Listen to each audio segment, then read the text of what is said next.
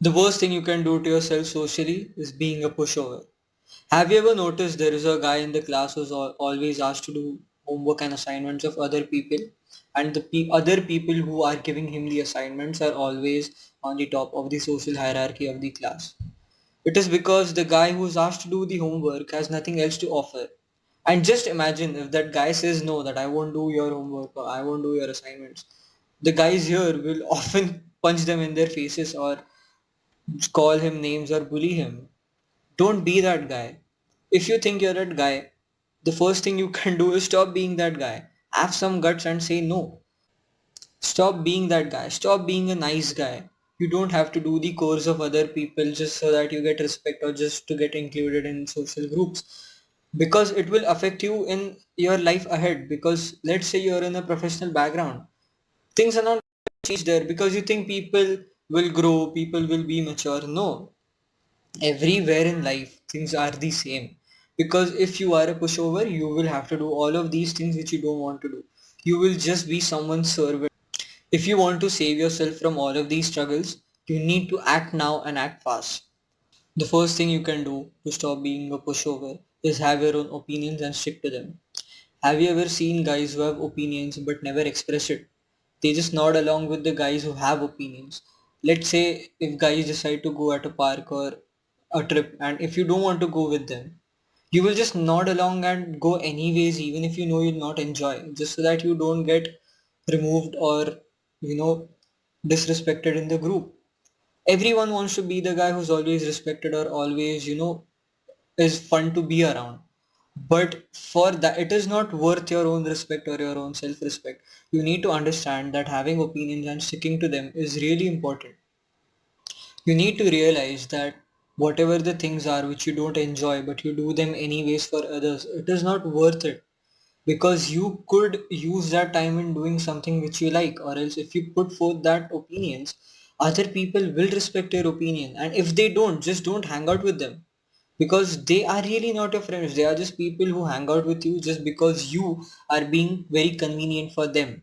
Just imagine the guy you look up to, if he's put in a situation where he has to do stuff which he does not want to, do you think that guy will just nod his head along? How will he react? He will put himself first, have respect for himself, and just say no. And if the other people don't comply, he will make a decision based on it, or he'll just not go with them or hang out with them. Having your own opinion and sticking to it is very important, because it builds your character and shows others that you have confidence. And if you come across other people like as if you don't have confidence, it will really affect your own mental health and also your confidence, because I know you will fake it at the beginning, but if other people think that you're not confident, you will never grow to become a confident person. So please start respecting your own opinions and putting those opinions forth in the group. The second thing you can do is that you need to understand that all people are not your friends. Let's say a person is new to a university or a class, and if he or she needs to make friends, of course you always want to be social, right? You want to be that guy who's socially fun. So you will try to make connections with everyone, which is a good thing.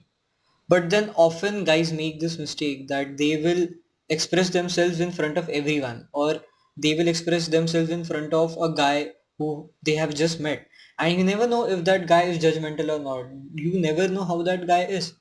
And these people are always not taken seriously. People who overshare are always considered people who have low status. So don't overshare in the beginning. Have you ever noticed that there are people who just ask you random favors? They'll ask you for money, they'll ask you to do their course, they'll ask you to, just submit their assignments, go to that building, do this stuff, which is very hectic, or you don't want to do it. And you cannot say no because you have shared so much. You think that you are in that friendship and you'll be a nice guy and you will do that for him. But he is just using you. You need to understand that guy does not care about you. He just cares about the work you're doing for him. And you cannot consider that guy as your friend. So don't consider everybody around you as your friend. Choose your friends wisely. Express with people wisely. Choose your friends such that they won't use you. Friendships are not built on work or the things that you do for each other. It is the bond that you build.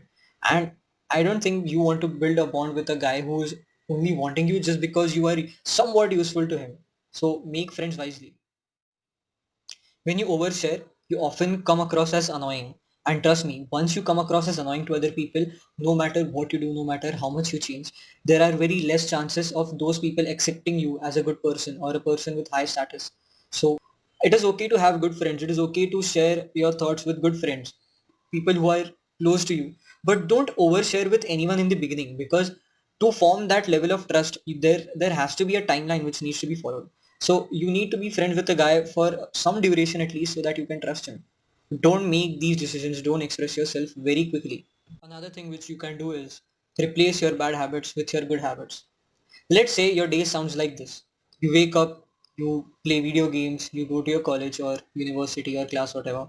You study there, you might do the homework afterwards.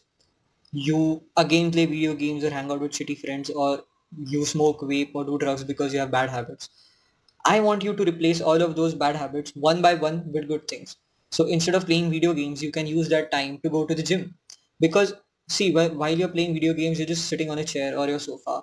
That is not helping you. And you think that you will relax after you play those video games, but instead your brain is just getting that extra dopamine, which is very harmful for you. Because once that video game is over, once you stop playing that video game, you won't get that dopamine in natural things. So stop playing those video games and instead go to the gym, because you will improve yourself physically, and it is really good for your mental health, because you are exercising. As men, during the primal times, during the caveman era, the only thing you could do was physical exercise. The only means of entertainment was singing, dancing, maybe hunting, playing sports. Those all involve physical activities which actually improve yourself as a man. You should replace all the bad habits like smoking, vaping, drugs with meditation. Because what do you need all these things for?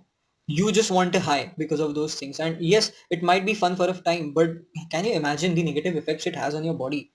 Just replace that with meditation, gratitude, journaling. It will help you get a better mental state, because once you're done with all of those bad activities, its repercussions follow. But the only repercussions of meditation are good things.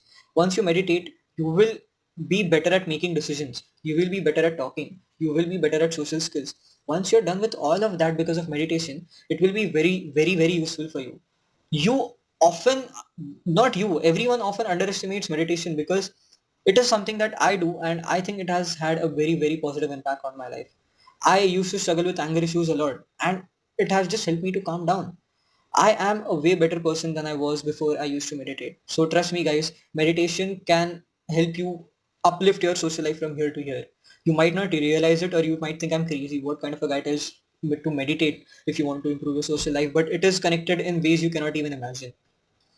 And the most important thing you should do is respect yourself. Respect yourself, respect your opinions, make friends wisely, don't indulge into bad habits. If you have bad habits already, replace them with good habits step by step, or one bad habit at a time. Because you cannot conquer everything at one time. See, you cannot carry all the eggs in one basket. Let's say you have to carry eggs in a basket from point A to point B.